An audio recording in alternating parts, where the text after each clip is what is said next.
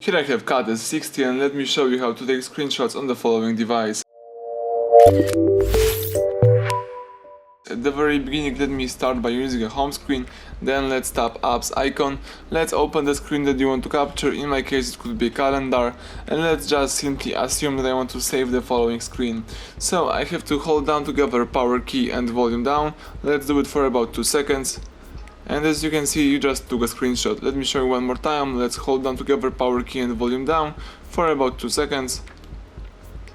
And you just captured another screenshot.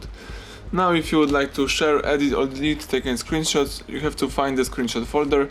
The quickest way to do it is by using upper bar and by tapping screenshot captured. You can also accomplish that by using a home screen, tapping apps icon.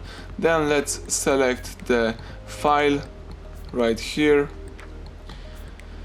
And here you've got a couple of files, for example the pictures, and you can choose screenshots.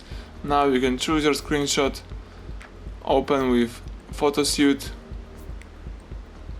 or use a different app, and you can now share, edit or delete taken screenshot.